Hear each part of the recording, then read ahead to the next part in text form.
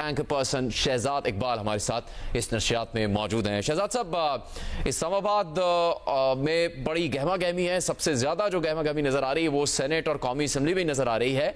अब ये तो मालूम है कि कौन सी जमातों ने बॉयकॉट कर रखा है, कौन सी जमातों के तहफ़्फ़ुज़ात हैं। मजमूई इस वक्त माहौल क्या है इस्लामाबाद में आज सदारती इलेक्शन के मौके पर? बहुत शुक्रिया जुनैद, ये बात तो तय है कि आसिफ अली जरदारी जो है वो आसानी मुंतखब हो जाएंगे पाकिस्तान के सदर, और दूसरी मरतबा वो सदर मुंतखब होंगे। पहले सिविलियन है जो कि 2 मरतबा पाकिस्तान के सदर रहेंगे।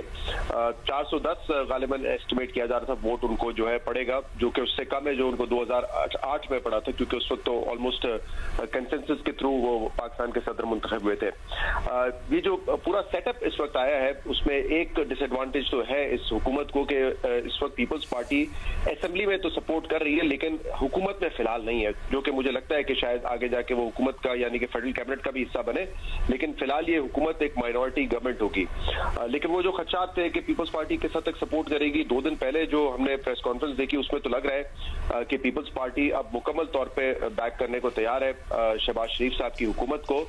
तो ऐसा नहीं लगता कि अनकरीब कोई ऐसा प्रॉब्लम होगा जहां पे पीपल्स पार्टी इख्तिलाफ करेगी किसी मेजर पॉलिसी इशू पर। तो इस वक्त जो सबसे बड़ा चैलेंज है वो हुकूमत के लिए इकोनॉमी का है। IMF प्रोग्राम में जाना है, उसके लिए जाहिर सी बात है बहुत ज्यादा सपोर्ट, पॉलिटिकल सपोर्ट चाहिए होगी दीगर पार्टी से, नून लीग को, जो इन हालात में लगता है कि पीपल्स पार्टी की तरफ से उनको मिल जाएगी। एक जो मामला हमने 2008 में जैसे आपने जिक्र किया जब आसिफ अली जरदारी साहब सदर थे और उनकी हुकूमत भी थी, तो उस वक्त हमने देखा था कि आसिफ जरदारी साहब की कन्फ्रंटेशन एस्टैब्लिशमेंट से भी जारी रही थी और जुडिशरी से भी जारी थी। वो मामला मेरे ख्याल से इस वक्त नहीं होगा, क्योंकि अगर आप जरदारी साहब की पिछले कुछ साल की पॉलिटिक्स देखें तो 1-2 वाकयात छोड़ के उन्होंने तसादुम की या कन्फ्रंटेशन की पॉलिटिक्स नहीं की है। तो उस एंड से तो ऐसा नहीं लगता कि बहुत ज्यादा प्रॉब्लम जो है वो इस सिस्टम को दरपेश होगा। लेकिन बहरहाल इस हुकूमत के हवाले से एक सवाल तो उनकी लेजिटिमेसी पर है। जो मैंडेट के हवाले से सवाल हो रहा था, अगर आप ये रिगिंग के फिलहाल इल्जामात को एक तरफ रहने भी दें कि नून लीग की या पीपल्स पार्टी की या MQM की या PTI की कितनी सीट्स होती, उनको अगर आप एक साइड पर रहने भी दें, ये इलेक्शन कमीशन का ही जो फैसला था रिजर्व सीट ना देने का, इससे ही जो है तमाम असेंबलियों की सूरत हाल में काफी हद तक फर्क आया है। और अभी जो आगे सेनेट के इंतखाबात होने हैं उसमें सुन्नी इत्तेहाद काउंसिल की 7 या 8 सेनेट की मजीद सीट्स हो सकती थी अगर उनको रिजर्व सीट्स मिल जाती खवातीन की और माइनॉरिटी की, जो कि उनको नहीं दी गई, तो वहां उस लिहाज से भी उनका नुकसान होगा।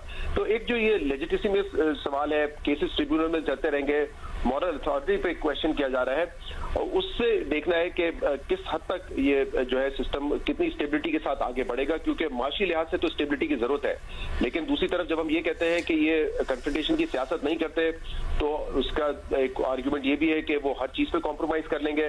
तो जो आप और हमारी एक एक्सपेक्टेशन होती है। लेकिन जी शहजाद साहब, एक सवाल ये बनता है, इसलिए मैं आपसे कर रहा हूँ कि जी मजहर साहब ने भी ये तजवीज़ रखी है, सुहेल वड़ाइद साहब ने भी, बड़े पाकिस्तान के मायनाज तरीन सहाफ़ियों में, सीनियर तरीन सहाफ़ियों में से 2 शख्सियात हैं। लेकिन जब हम देखते हैं उमर अयूब साहब का बयान, तो वो शहबाज शरीफ साहब पर तनकीद कर रहे हैं। आसिफ अली जरदारी की जमात के लोग भी, बिलावल भुट्टो जरदारी भी उसी पार्लियामेंट में बैठे हैं, उनको वो गैरानी नहीं बोलते, उन पर वो उस तरह की तनकीद नहीं कर रहे। शहबाज शरीफ साहब पे तनकीद कर रहे हैं, मुस्लिम लीग नून पे कर रहे हैं। तो जब आसिफ अली जरदारी अगर सदर बन जाते हैं तो फिर तहरीक इंसाफ, जिसके लिए ये कहा जा रहा है कि उसके बानी से बात करनी चाहिए, मुज़ाकरात का रास्ता खोलना चाहिए, वो उनका रवैया उनसे मुताल्लिक भी वही महाजराई पर होगा, मबनी जारहाना होगा, या मुख्तलिफ हो सकता है? नहीं, मेरे ख्याल से रवैया तो एक होगा। पीपल्स पार्टी के लिहाज से भी ये आपकी बात दुरुस्त है, असेंबली में भी जो तनकीद है वो जो है ज्यादातर नून लीग पे है, शहबाज शरीफ पर है, लेकिन जब पैगामात के हवाले से बात हुई थी कि क्या कोई बातचीत हो सकती है, तो इमरान खान ने अडियाला जेल से तो ये कहा था ना पीपल्स पार्टी से बात होगी, ना नून लीग से होगी, ना MQM से होगी। ये बात दुरुस्त है कि जो PTI का ज्यादा इल्जाम है रिगिंग के हवाले से वो कराची की सीटों पर है, जो कि वो समझते हैं कि MQM को दी गई है, और पंजाब में वो कह रहे हैं कि बड़े पैमाने पर हमारी सीट्स को लेकर नवाज शरीफ को दिया गया है, यानी कि नून लीग की दिया गया है। जो पीपल्स पार्टी मेजॉरिटी अपनी सीट्स जीती है वो इंटीरियर सिंध से जीती है, रूरल सिंध से जीती है, वहां पे तो मेरे ख्याल से PTI का कोई इतना बड़ा क्लेम भी नहीं है। तो इसीलिए मेरे ख्याल से उनका जो हदफ है वो तनकीद का शहबाज शरीफ की तरफ ही होता है। लेकिन मैं जिस पॉइंट पर बात करना चाह रहे थे वो ये है कि क्या ये कन्फ्रंटेशन की जो पॉलिटिक्स है वो तो चले, अगर नहीं होगी उस लिहाज से आप इकोनॉमी को तो बेहतर कर लेंगे, लेकिन जो हम एक्सपेक्ट कर रहे होते हैं कि जो सिविलियन स्पेस हमने पिछले काफी सालों में लूज की है, जिसमें ऑब्वियसली पाकिस्तान तहरीक इंसाफ इमरान खान की सियासत का एक बड़ा किरदार रहा है, वो वापस मिलेगी या नहीं मिलेगी। तो फिलहाल तो वो नहीं नजर आता। फिलहाल हमें यही नजर आता है कि एक हाइब्रिड सिस्टम ही चलेगा, जिसमें माशी फैसले भी इदारे और सिविलियन सेटअप मिल के ले रहा होगा। SIC इन प्लेस है, जिसके बारे में कहा जाता है कि शायद वो बहुत ज्यादा पावरफुल हो, बल्कि कुछ ऐसे फैसले भी होंगे जो शायद कैबिनेट से मंजूरी की भी जरूरत ना हो।